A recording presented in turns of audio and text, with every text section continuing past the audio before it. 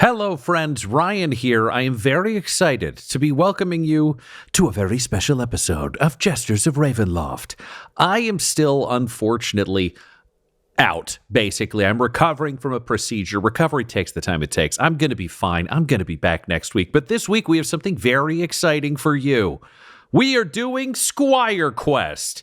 That's right. My very good friend, Tom McGee, my friend and yours, is DMing 2 special episodes of Jesters of Ravenloft. The cast are not playing D&D. They are playing a slightly modified version of the TTRPG Goblin Quest, which Tom will briefly explain the simple rules of at the start of his adventure. So each player is going to be playing a bunch of different squires. That's right. We're adding to the mythos of Dr. Deputy and the Omega Sergeant. But all of these squires' names, abilities, and weapons were decided by the watchers during our live recording. We have a lot of fun stuff that happens on Twitch, and it gets really chaotic, so now you're going to get to enjoy what happened there, and maybe next time you'll get to pitch some names and abilities and weapons in too. So please, enjoy SquireQuest. And know that after these 2 episodes of madness, we will be back to Jesters of Ravenloft proper next week. Hi, everybody. Welcome to Jesters of Ravenloft, he said. Oh, my God.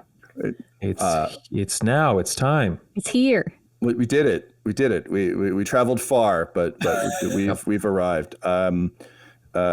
As some of you may know, or some of you just tuning in may be discovering, I am not Ryan LaPlante. We are here doing a very special one-shot prequel called SquireQuest. Previously on Jesters of Ravenloft. Nothing. This one takes place before everything else that's happened, so there is no previously. Our intrepid jesters are on a very long flight to Edinburgh Fringe. Nell is having a hard time on a long flight to the Edinburgh Fringe because she's on that flight with Adam, Guy, and Tyler in pre-show anxiety. Based on when we started this show up, I feel like the pre-flight movies were pretty brutal at that point. So it's not a great flight. So they're off doing that. We're not talking about them tonight. We are instead playing SquireQuest. So just to set everything up before we jump into the narrative here, SquireQuest is an adapted version of Goblin Quest by Grant Howitt, which is an amazing game. You may have heard us play an adapted version on the Valentyne Heresy with both Grot Quest and with our Operation Atticus, Case File Atticus. Flashback episode with Imperial Guard instead of goblins. We also just did the Nightmare Before Grotmas, which was a holiday-themed Grot adventure that is really good in any season as long as you like small goblins exploding. And really, who doesn't? Yeah. But this game plays mechanically a little bit differently from Dungeons and Dragons. So I just want to go over the mechanics both for our players and for you at home. So in SquireQuest, the way this is going to work is each of our players is going to be playing a clan of squires. Together, they form a group of squires known as a murder of squires. Now, unlike normal games where you're just playing one character until they die and maybe come back as some kind of evil version of themselves, or like with ghost arms and no memory except for Golden Girl references. In this game, kind of the goal is to die heroically or foolishly or just explode in a variety of ways, as good squires do, in the name of our beloved knight. So the way this is going to work is our squires have a quest. They have an important thing that they are trying to do. That's going to be broken up into 4 main stages, which are their plan. Each of those stages has some objectives they need to accomplish along the way. In order to do that, they can call upon their special skill. They can call upon the weapon they have. They can call upon a couple of things we'll determine in a minute. And each of these adds a d6. So anytime they try and do something, they're going to roll a d6. And for all the other stuff they can add in, they get to roll more d6s. Here's the thing. This is a classic. On a 1 to 2, you get injured.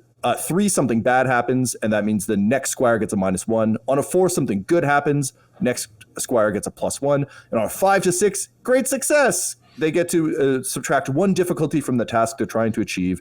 When all those difficulty points are done, they've achieved their task and can move on to the next one. Each squire has 2 hit points. Oops. So keep those squires coming. We're gonna move through them right quick. And as you will see in your Twitch stream there, you can still force spooky successes and fearful failures, which in this case will basically be the equivalent of a dice flip to be like, does your squire explode immediately or instantly achieve success? So those are the basic rules. This game is very rules light, very chaos heavy. Are there any questions from our intrepid players before we dive into this? I know for some of you this is the first time you're playing. For some of you played it like once or twice. All right, let's have it. I don't know. I've never played, but let's see what happens. All right, excellent. So the first thing we need to determine before I launch into our narrative is there are a few things that you, the players, will decide for yourselves. That I need you to just jot down on your character sheets. Character sheets used very, very loosely in this particular instance because it's literally like 4 lines. And I couldn't figure out how to put a box on it, so I just made circles. So first and foremost, each of you, it's a little known fact in the mists, but perhaps the watchers are aware that although squires hatch from eggs, each egg has a distinctive pattern to it, almost indistinguishable to the naked eye, but amongst Squire society, it is very clear who is all kind of from the same egg lineage. So what we're looking for is a clan name for each of you. And in mechanical terms, this will be your character's last name. So you can either say, like, you can be like so-and-so of Clan McLeod if you want, or you can be just like name and then clan name. So what I need from each of you is a clan name for your Squire clan, please. I will be representing and playing the roles of all the squires from Clan Banedoggle, formerly Boondoggle, before entering the employ of the Black Knight, and then they became evil. Became Banedoggle. All of my squires will be from the clan of Moo, which is the war cry of a very dangerous creature that has killed many squires. Oh, yeah. Incredible. How about you, Adam? I'm from Clan Stupendous. What's that? Stupendous Hell clan. yeah. All right, I love it. So we've got Banedoggle, Moo, and Stupendous. Now, each of these clans has a defining feature of some sort. The examples that Goblin Quest provides, and a few I've added, are things like big eyes, covered in stolen hair, impressively stupid, everyone has blue hair. So what is the defining feature of each of your clans? Banedoggle's defining feature is vestigial tail. They all have vestigial tails. Clan Moo, they all have dark, smoky breath that just kind of comes out from under their helmets. Just always breath smoky. Smoky breath. All right. How about you, Clan Stupendous? I wrote this down quick, so I put a bunch of stuff because I didn't know if it was just one thing. So, pick your fave. So I said like, well-spoken, polite, proper, excitable, a nice suit, nice shoes, nice top hat, and they have one eye. So which of those would you like? Oh, okay. I know what I'd like. Well, I only could pick one, eh? It begins. I like excitable. Okay. Or a nice suit. I don't know. What do you think? I kind of like. I'm stuck. I like a nice suit. That'd be nice. Well, maybe that can be your heirloom. I don't know. Oh, I got an heirloom. Oh. Yeah, you'll get an heirloom. So the heirloom could be a nice suit or a top hat that each of them just picks up and puts on. Okay, I'll say excitable. They share. Okay, so they're excitable. Excitable, great. All right. Well, that does bring us to our next piece, which is the heirloom. So this is the heirloom is an item either given to you by the Black Knight, or that just the Black Knight discarded or threw at you, or that you found somewhere in a corner of the Black Knight's ruined Ezra Temple lair, and has taken on huge significance for you. You have determined that this is a tremendous gift from the Black Knight. So the way this is going to work is every time your squire dies, not saying your squire is going to die, but when they do, the next one just picks it up and carries on. So This is, again, an item that can help you with certain things. Adam, if you were, for example, to go with a nice suit and for some reason you had to attend a fancy soiree, you'd get an extra dice because everyone's like, oh, well, that Squire's in a fancy suit. So I was going to say choose wisely, but that's really not the tone of Goblin Quest / SquireQuest. So choose interestingly. And what is the heirloom that each of you holds? Clan Boondoggle's heirloom is big scissors. Good for cutting off vestigial tails. And yet unused for that purpose. I like it. It's the nuclear option that you don't choose.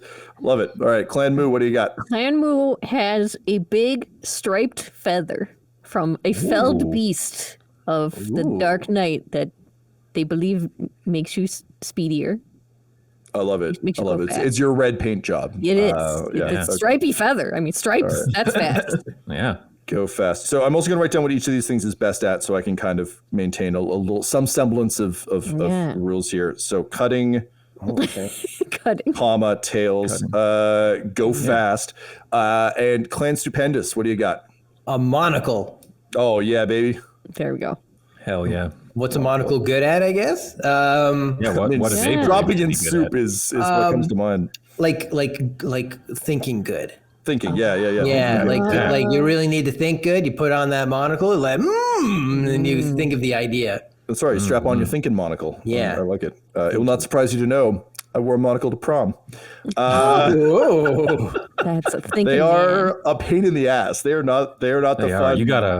You're constantly squinting. Yeah. Like the penguin, that's not his face. That's just him trying to keep that monocle. Yeah. That's why he quacks like it's like. That's my face. I have no depth perception.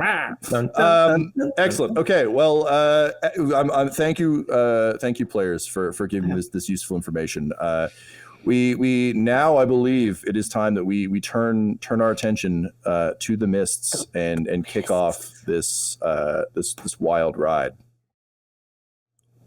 It is known that Ravenloft is a realm of secrets, a realm of surprises, and a realm of tremendous power.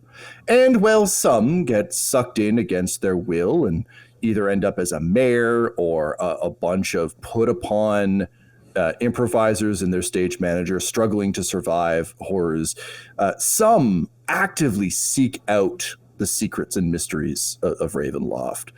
Whether that is to use them for good or evil, who can say? But many different types of people enter these realms, foolishly enter these realms, seeking answers. However, not all of them come in as naked, scared, and unprepared, as certain jesters you may know. Some come in well-armed, ready for expeditions, and ready for a fight. And unfortunately, on this day of days, the Black Knight faces such a team of foes. A group of heroes known as the Star Blasters have invaded the Black Knight's realm, laying waste to Squire upon Squire in a mad attempt to seize control of the ruined Temple of Ezra, gain the secrets of the Black Knight's power, and wield it for themselves. They may also want to build a spa. It's unclear, but there is some suggestion that perhaps a place called Happy Town would be the perfect spot for a happy spa, if only that dastardly Black Knight didn't attack it constantly. And so, our story begins on a battlefield. We're talking Battle of the Bastards in Game of Thrones. We're talking like Aragorn yelling like, "For just Frodo, forget Sam," and then charging in there, ready to fight. It is just a massive swirling melee. And the Black Knight is losing. Having been thrown from his majestic steed, he remains on foot in the center of a massive army of Star Blasters, just holding the front, punching, kicking, snarling, fighting with his eye teeth. He's weaponless. He's been dehorsed. He keeps yelling, "My kingdom for a horse!" Just to the sky itself. As squires around him die and the force of the Star Blasters really pushes against him. This isn't the first day of this. This has been a multi-day siege. The Star Blasters themselves have managed to build a fortress within this realm. For reference, we're kind of looking at like a Jurassic Park 2 versus Jurassic Park 1 kind of situation where these guys showed up ready to fuck up some Ravenloft. And that's what they're here to do. They are well armed, they are well prepared, and they have planned for every contingency except one. The suicidally brave actions of the Black Knight Squires. For you see, the Star Blasters assume they're fighting a normal army, fighting people who have signed up in because they respect the person or are scared of them and maybe owe them some money for the land they live on. But that ain't you.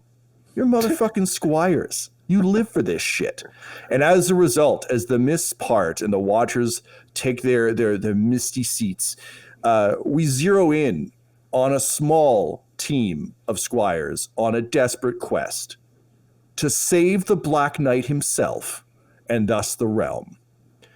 In order to do so, you have attempted something that only a Squire would think of: pretending to die in service of the Black Knight. The four of you are currently on a corpse wagon, being driven into the Star Blasters camp. You've heard tell, whispered on the air, of something called the Squire Pyre, where all the dead Squires are thrown to be burned. You're on your way to that very pyre. But unlike your fellows around you, you aren't dead yet. You are instead hiding, keeping your heads down, and are ready to go. So, your mission, Squires, your quest, if you will, your Squire quest, which you must, is to save the Black Knight. He is deep in the battlefield. He is surrounded by foes, and his only hope is if you can get him back, his massive fucking sword, his massive fucking horse, and maybe, just maybe, do something about the numbers, balance out the ledger a little bit in terms of this war he's fighting. The three of you rather, I should say, the three of you have decided, math, the three of you have come to this determination because in your desire to save the Black Knight, you realized you must first leave the Black Knight. And so banding together, three different clans of Squires have formed a murder of Squires to infiltrate this fortress.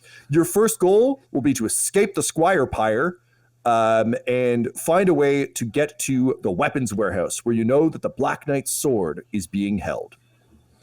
So first job, escape the Squire Pyre, get to the warehouse. Second job, figure out where the sword is, get the sword, get the fuck out. Third objective, in the center of this camp is a massive tower with a large, shall we say, legally distinctly not Sauron's eye, that is just blasting fire into the field, annihilating wave after wave of Squires.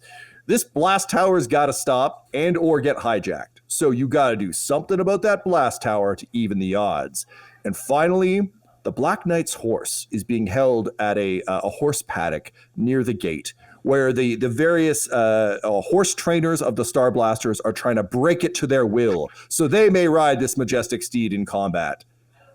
As the Black Knight himself has said, he needs that horse. He needs to be up above the battle so he can command it properly.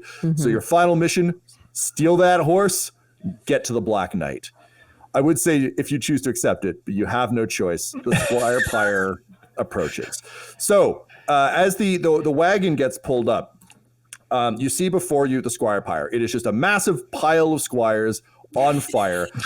There are red-robed fire mages wearing big red sunglasses, wandering around, just casting sort of like firebolt on it. Occasionally someone will do flaming hands. And they're all treating it very much like they're tending a campfire. You know, there's a lot of like blowing on it and just like making sure it works. And they're all generally pretty jovial. Again, the Star Blasters came prepared to fight, and so far the war is definitely going in their favor. You can see all the gear, all the curved swords and shields, and all the armor from the Squires who are being added to the pile is being tossed into carts. there's a series of mine carts going along a rickety path towards just a massive hangar that you can tell is the weapon warehouse. There are also 3 guards with halberds patrolling around behind the wizards, but they're doing it pretty casually. They're not carrying their pole arms across their chests. They're kind of doing a jaunty walk with them. You know, things seem pretty cool here. The fight is far away, and by all accounts, the Black Knight is going down. Your cart has pulled to a stop, and the guard pulling it is he's a big orc wearing green sunglasses. He just wipes his brow and he's like, "Oh, so damn hot today. This is exhausting work." And he opens up a flagon of water and he pours some over his head, flash dance style, and starts drinking some. And he's just catching his breath before dragging the cart the rest of the way. As our lens zooms in, who do we find on this cart hiding on this sneaking mission? To kick off, grabbing from this list of names and making it random, do you want to ask each of us, Tom, and then in that way we'll go to the list and Yep, just grab the first name. Down? Oh yeah, I should say mechanically, if you've submitted a name, previously we had a whole list and like everyone would sort out who had what. Not so this time. Anytime a Squire is needed, we're just going to jump into our list, grab the first one available. List. No one has seen these. We have no idea who they are. I don't know who they are. I don't know what their stuff is. It's going to be a fun nightmare for all involved. All right. Do you want me to go first then? I'll take the first name off the top. You're talking, so yeah, it's all you. All right. So my first guy, as I've written it, first guy underlined in my book is I'm Sabaton Baindoggle. My skill is that I'm so strong I can bend metal, and I have a halberd. All right, Sabaton Baindoggle. That is a mouthful. What does Sabaton look like? Sabaton has I'm trying to remember what the Squires look like, and they're just kind of like little guys in armor. Yeah, they're like little dudes in armor. They're like old men babies, right? Isn't that how we describe them? Yes. Jokingly, yes, to make sure it was okay to kill them. Yeah. He's like a little Benjamin Button kind of guy, just a wrinkly little baby man. He's like, what do we want to say? 3 feet tall? That sounds good. And he's in sort of ramshackle rusted plate armor with the visor down on the helmet too far. So it goes past the part that it's supposed to protect, and he just kind of looks out the top of the visor instead. So it's like a mouth. It's a mouth visor. It basically comes down as a mouth visor. Yeah. Hell yeah! All right, great. All right, so Sabaton, you're clutching your halberd to your chest, with your eyes wide open because you've got a visor that hides them, right? And looking around as the orc guard continues to chug his water. Who else is in this stealth cart? I guess I'll go next and dive into Ratty Moo. Ratty Moo. Ratty Moo, whose special skill is finding rats and weapon is a rat. Ratty Moo's got a whole thing going on. Yeah. And I would say they have a few pieces of armor, but mostly it's torn and ratty of a different type clothing. With spooky little hands coming out that almost look like ratty hands. They're kind of chewed up and pointy fingernails, and just a big bucket helmet covering their whole head. Amazing. And in a bucket helmet. Great. All right. So you've got, and I need to ask, is the rat weapon a live rat, or are they rat chucks? What are we? No. There's a live rat underneath in this clothing business. Okay. Amazing. So this is rat catcher style. You've got or you've got like a ratatouille. Right. Yeah. It's in the ratatouille. They're being piloted by exactly. And being in this big dead pile of bodies, it's very comfortable. It's very rat-like. Great. Okay. Love that. And Adam, how about you? Who do we have from Clan Stupendous? All right. So I'm number 3. I'm Squishy Stupendous. And I can transform into any were creature. Oh, wow. Man, all right. And I have a glaive. Oh my God, Squishy Stupendous never gonna die. Yeah. What's a glaive? That's like a sword? I think it's like a pole arm. So it's a long pole weapon, but at the end is like a large curved blade is a glaive. Oh. Yeah. Oh man, sweet. Got some good sticks over here. Amazing. All right. So those are our three squires. The general rule of SquireQuest is the other squires are always just off camera, ready to go. So there's just like a cart behind you. No squire in this meat wagon is actually dead. We're all just They're all in the wagon. All three of our clans, each and every one of them are all just playing dead. Full murder of just a full This murder is so of hard. squires. Yeah, amazing. Oh, also an important rule of Goblin Quest that I'm bringing over to SquireQuest is they all have to have a voice of some sort. It can change every time. I don't care. But just like lean in, strong and wrong. All right. So Squires, you've awakened. This orc guard is chugging water. He's a real hydro homie. He's just like he's got to replenish those electrolytes before he continues dragging. You can feel the heat coming off the pyre. And there's a couple of guards, a couple of tall, burly humans coming over. And one of them, she's got like shaved head, eye patch with a spike coming out of it, and is wearing a neon green vest. She walks over and says, "Hey, Kevin, Orky Kevin. You're going to pull those carts over or what? We're going to have to do it ourselves. What are you doing over here?" And he goes, "I'm sorry, it's just really hot. I had to drink some water. You look like you could use some. Are you dehydrated?" And they start to squabble a little bit. Oh God, I can't believe I'm going to say this. Squires, what do you do? Well, it seems like now is our opportunity. If they're having a conversation, it's now or never for us to discreetly get off of this wagon. Right. Okay. We're all kind of lying like head to head. You know? Yeah, you can whisper. Yeah, you can whisper to each other. Yeah. All right. Yeah. Also, I should say this is a game, and again, like I'm going to regret this in like 6 minutes, but this is a game where you guys have a lot of control over what's going on. So if you just want to kind of tell me how you're arranged or what, always again ask what you're seeing around you. But it's a lot of Calvin ball. So yeah, you want to be head to head, that's fine. Yeah, I'd say you're within whisper distance. The fire is loud enough with the mages throwing fire and the squabbling that you can kind of have a whispered conversation that of course the rest of your murder is listening in on because they're all packed in this cart. Yeah. Okay. So Sabaton will say, in a voice that I definitely know what will sound like, and I'm not trying to think right now what it is. Sabaton will say, "It looks like we're here, and I think the first thing we need to do is get a disguise." Ooh, hey, I got an idea. Besides all of these squires in here, there's actually some dead bodies. Why don't we just skin them and we can use them as a costume? But they're squire skins, so we just still look like squires. Here I go, and I start skinning a dead body. Okay, so all right. Squishy is gonna go skin a dead squire for in the pile. I'm like yeah, I know. I get it. Through the pile. You've got options. Sorry.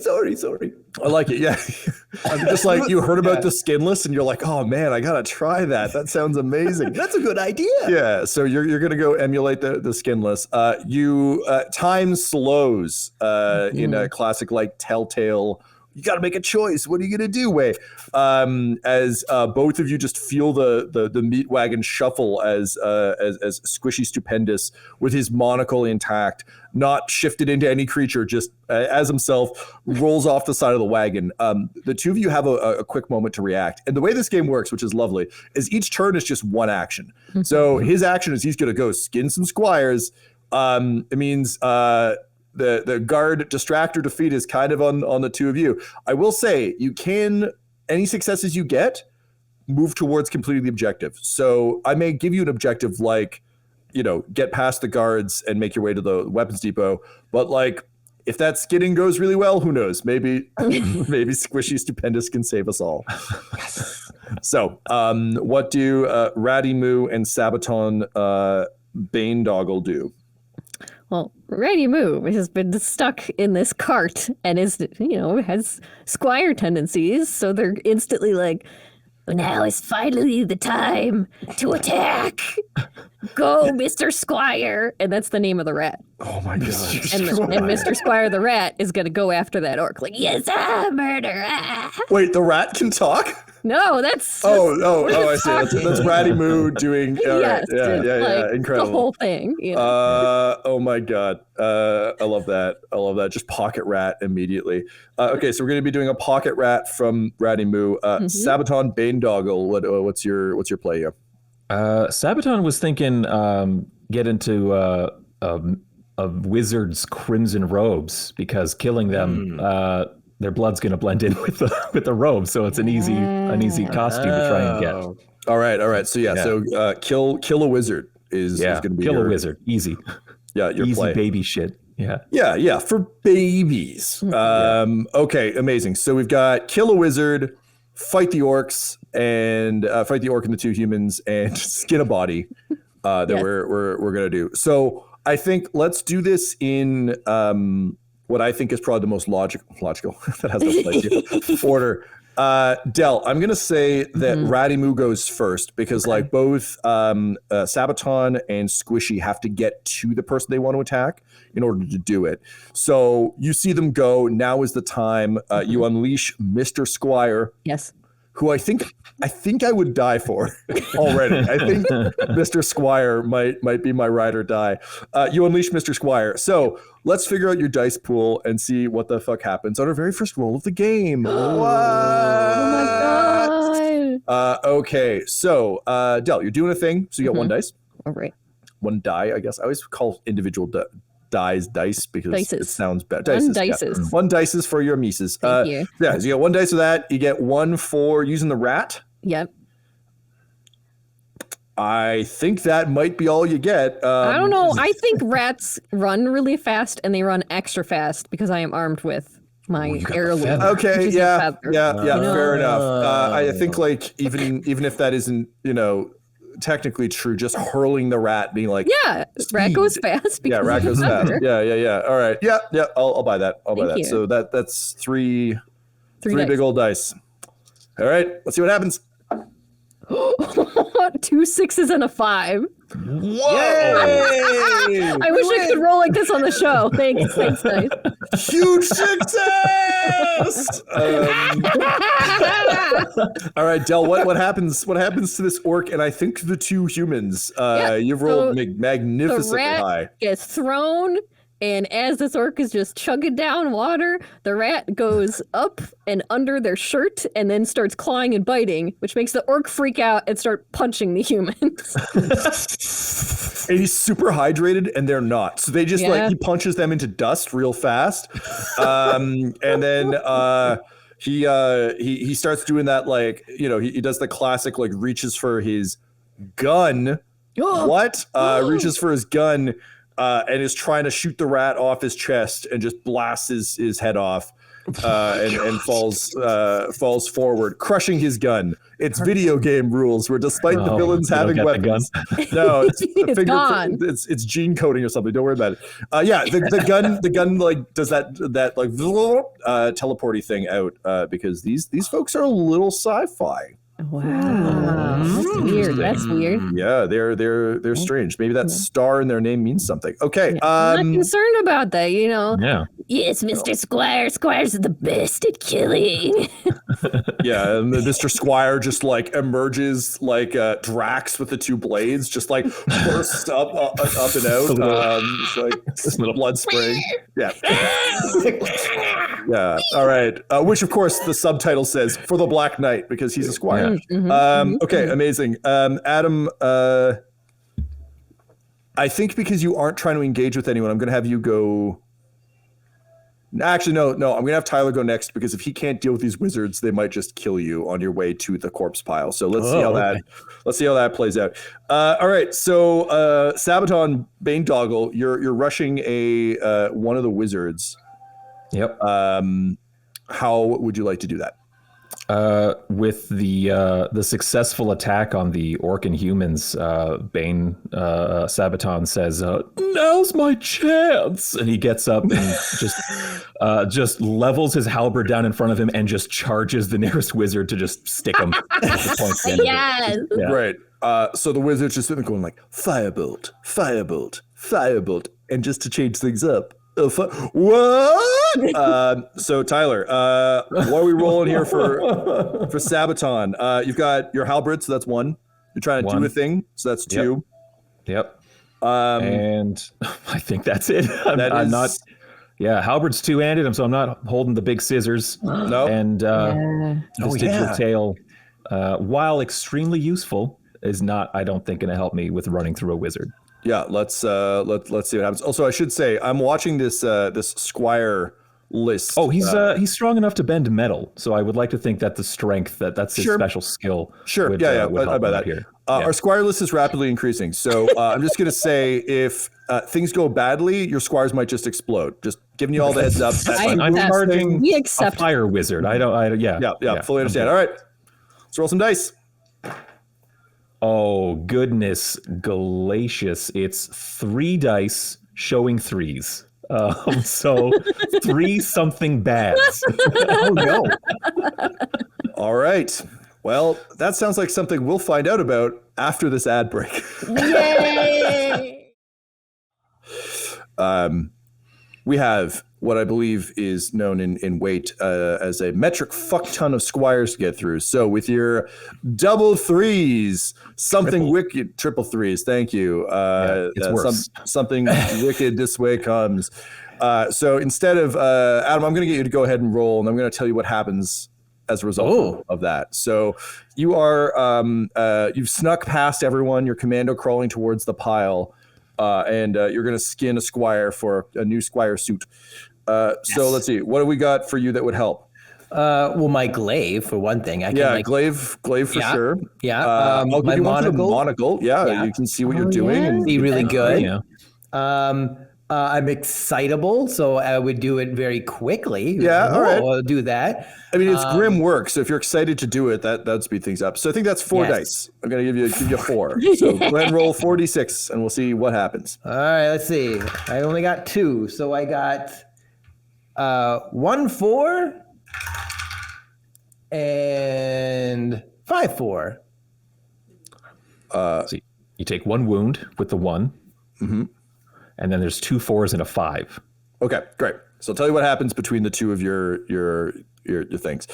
So, Adam, what's the montage song as you? I'm imagining, like whenever someone is like an excellent tailor, they're like making they throw the fabric up in the air and they're like sewing merrily. Like what's the song that's playing under?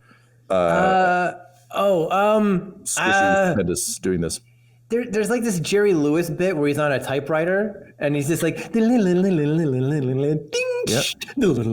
it's that song playing. Right. Amazing. So that's playing in your head as you sew, and you're just shifting into all sorts of cool wear shapes because that's your power while you're sewing this. You're checking the arms for length. You don't want those cuffs to be too long. Oh, no. And that's all good. So you finish and you're looking at the most magnificent Squire skin suit you could imagine. It's a horrible patchwork quilt of nightmares. It also would just make you look like a weird, terrible. Like I'm thinking of the that shitty Frankenstein, or whatever that was Aaron Eckhart. It's just like really, really bad makeup. So it's like that kind of situation. And you hold it up and you take a big deep breath and you're just so excited about your work. Which is when on the other side of the pile, wizard goes, oh shit, turns, grabs the halberd with his fiery hands, supercharges the metal, which causes poor Sabaton Banedoggle to scream out in pain, stumble backwards into the Squire pyre, and fall through the Squire pyre and into you. So the Squire pyre collapses, killing both Sabaton Banedoggle and Squishy Stupendous.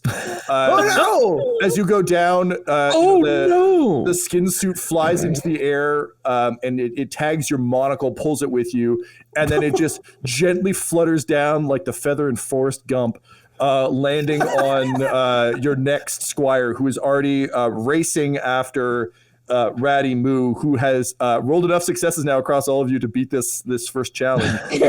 So is running towards one of the mine carts. Meanwhile, Squishy Stupendous, how do you? Sabaton. How do you pass on the scissors as this pile? Like, I'm thinking, like the pile has collapsed around you. You're inside the pile, and how do you toss the scissors to the next person? I think they just fall free from his flaming body as he flails. I think it's just oh, it hurts, and just the scissors just come, the giant scissors come flying out, and they're just caught in the grasp of the next Bane Doggle. All right. Squire. Amazing. So Ratty Moo, you and Mr. Squire run. You do one of those. Well, I was going to describe to you. You can tell me, how do you hop into a mine cart? What does it look like when Ratty Moo and Mr. Squire hop into a mine cart? Yeah, it's Mr. Squire's got this, like running out ahead and leaps up and does the like almost like wall jump, boop boop boop up to the top, and then Ratty Moo is like hanging with those fingernails grasping, just slowly trying to pull themselves up, and then it's probably rolling while it's going. It's just amazing. So as you're trying to pull yourself up, you feel a weight push behind you as two new squires enter the fray, pushing the minecart before epically hopping in with haste. Adam and Tyler, who joins Ratty Moo in the cart. Oh, do you want 4 or 5? You take number 4. I'll take number 5. Okay. I am Burrito Stupendous. And I can make anything into a burrito, and my weapon is a burrito. wow. Yep, fair point. All right, so Ratty Moo, you're having some trouble getting in, and then all of a sudden, you just feel something wrapping around under your feet, giving you just enough traction, and you see just tin foil being wrapped quickly around the minecart as Burrito, you hop in, creating a burrito cart, just like beans and cheese fall out of your clothes into the cart, just to make sure it's there. What's your burrito weapon like? Are we talking like nunchucks? Do you have a bandolier of burritos? Are they super hot? Like what's the play here? Oh, I got like how you can have like that little sash across your chest full of just like bullets. So they're full of burritos, and I have a burrito that you can load a burrito in, and if you squeeze the burrito, kind of like a bagpipe, a burrito will shoot out. Okay. Yep. I like it. So it's some kind of burrito-ception situation. All right. Amazing. So you hop in. What do you say to Ratty Moo as you land beside them? Say, oh, hello. Don't mind me. Just, here's my monocle. Oh, and it came with skin. Wonderful. Oh, it's you. Yes. Amazing. And Tyler, who joins them in the burrito cart? Vlad Banedoggle joins the crew. Vlad has insight into other minds and is wielding a vorpal blade along with the big scissors that he caught out of the air. Holy shit. Vlad will say, hello, everyone. It is Vlad Banedoggle. I'm here to assist with the rescue of Black Knight. Very excited. Vlad, what are two things you read in the souls of your compatriots Ratty and Burrito? He just reads overwhelming excitement from Burrito, just very excited to be doing this mission, and then just rat sounds, just rat squeaks coming from Ratty's brain. Amazing. Yeah. All right, so Uncanny. Yeah. And I guess for just visual description, I think I've decided my squires, you will never see their faces. They're always wearing something. This one is wearing an upside down tea kettle. So just like like in through the top, and just like the spout is kind of like where you can hear hello coming out of. So it's like a tea kettle beard? No, it's like a tea kettle helmet, and the like teapot like spout, I guess, of it is where he speaks out of. All right, I dig it. That's bananas, but I'm into it. The little tip moves when he talks. Yeah, it's just a little lip coming out. Tongue kind of like. All right. Yeah. So as the cart goes, people begin to yell an alarm around you. You can see the massive weapon warehouse kind of looming ahead of you, but the guards are starting to converge. They saw the Squire Pyre go down. And a lot of them are taking aim with their ranged weapons and small sort of magical blasts are striking around you, as well as arrows and things. They don't all have cool laser guns, just a few of them. So various ranged weapons are attacking you. You're also holding on. This burrito cart is traveling far too fast. They're meant to go real slow and be really weighted down. And as we've established, Squires are real small. So you're in a crazy minecart. So I just want all of you to roll to see if you survive this wacky minecart adventure. So let's go around and see what people have. Burrito, I'm going to give you 1 dice for having turned this into a burrito. Yes. I think that makes sense to me. You get 1 dice for just doing a thing. Beyond that, nothing. So you get 2. Vlad, he's got one hand on the Vorpal blade and the other hand on the big scissors, so he can't actually hold on to anything. But he is going to try and tripod with his vestigial tail and his 2 feet. He's going to try. All right, so I'll give you 2 dice, 1 for doing a thing, 1 for the tail. And actually, given that you seem like a fucking One Piece character with your Vorpal blade scissors combo, I'm also going to give you 1 for just doing whirling blades to knock away projectiles. Nice. So you get 3. Ratty Moo. We're going so fast in this car. Yeah. We're going really fast. Yeah, Look, you live your life a quarter of a mile at a time. To the end. Fair enough. 2 dice. Let's get some rolls, please. Oh, well. That's the end. Goodbye, Vlad. Double 5s for burrito. Oh, nice. 2 and 3 for Ratty. Oh no, Red. I got You're the most successful. No, I got a 1 and Pass it a off 2 to you. and a 4. So something good happens, but Vlad is dead. He got 2 wounds. Amazing. So the cart rides ahead. Vladdy time slows as you're just like knocking things aside. And the cart is wildly careening. You're all being thrown around in it. The end of the cart line is coming up quickly. You see the sort of massive weapon warehouse ahead of you, and using your ability to see into the minds of others, Vlad, you're listening to your companions as they're trying to hold on, being thrown around, everything else, and then you hear a different voice just say, "Got you." And a small cannon shot bursts through your chest. Oh no! As the cart slams into the sort of those classic rail cart brake things that kill you in Donkey Kong, slam into one of those because everyone rolled like absolute ass. Ratty and Burrito, you are tossed from the cart and you go tumbling into the mouth of this giant warehouse full of weapons and armor. That's all being like hung on pegs and stuff. It's very much like it's a very shoppable warehouse. However, standing between you and the weapons is an ogre with a cannon under one arm and the Black Knight's sword in his other hand. Oh shit! And as Vlad, what is your dying moment here before Captain Badass says his thing? Yeah, the cannon through his chest, I think, is the 1 wound. And the second wound is Vlad still trying to deflect projectiles and accidentally cutting his own head off with a Vorpal blade. Incredible. For the record, given how many Squires we have, I think we're dropping to 1 wound each. I think you get 1 and done. Right. So still, yeah, Vorpal heads up. So the your head just rolls up to his foot. He puts a foot up on it and just says, "No one steals from the Star Blasters, motherfuckers." And then he stomps down, splattering Vlad's head all over a new Squire who picks up the scissors but not the Vorpal blade, who we will meet next episode. Whoa.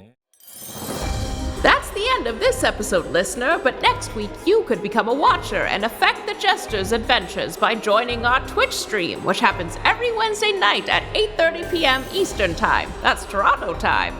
If you join our Twitch chat, you can give the cast magical items, name NPCs, and decide the events that shape Ravenloft. So, catch up on the story, follow Dum Dum Dice on Twitch, and join our weekly stream right away. This special episode of Jesters of Ravenloft features the voices of Tyler Hewitt, Adam McNamara, and Borovic, alongside guest dungeon master Tom McGee. This episode was edited and mixed by Laura Hamstra, and Jesters of Ravenloft's artwork was created by Borovic at delborovic.com. That's DELBOROVIC. Our theme song is Dark Mysterious Halloween Night by Sound Gallery by Dmitry Taras, and our ad breaks use the tracks No Control and Chiefs by Jazzar, JAHZZAR, whose music is available at freemusicarchive.org. For all things Dum Dums and Dice, including merchandise and how to join our Patreon, you can visit dumdumdice.com or find us on social media at dumdumdice. That's DUMBDICE. Now get out of here before the mist gets you too! Dum Dums and Dice has to give a special thank you to the supreme beings of our Patreon at this time: Christopher Little, George Dolby, Richard Cranium, Gavin and Abby McDonald, Logan, Fire Unfriendly, Grandma Likes D&D, Alan, Stabby Stranger, Glitch Trick, Flynn1138, Alarain Okapi, Schrodinger's Pepper, Madre de Gatos, Lady Maiden, Garbo Ape, Locke, Sam Schaefer, Waffle Marine, Dagger Rain, Rob L, Dia De Los Hoodless, Squishy Werewolf, Remy, Funky Head, Nomad, the Wise Paladin of the Badlands, Accent Therapeutic Services in Florence, Kentucky, Lael, Shulzari, The Long Family, Jordan Oliver, Richard Wright, Brittany Fenwick, Alex Parr, Old Man Mojo, Dragonfly, The Body Barrelers, Megan Werner, A Man Out of Time, Curtis at FingerTechRobotics.com, Panda24NN, Shendra D, Your Homeboy Bones, The Gator Family, and Jill and Noel LaPlante. If you want your name to be added to this list, you can join our Patreon too at patreon.com/dumdumdice. Thanks to them, and a little bit of thanks to you.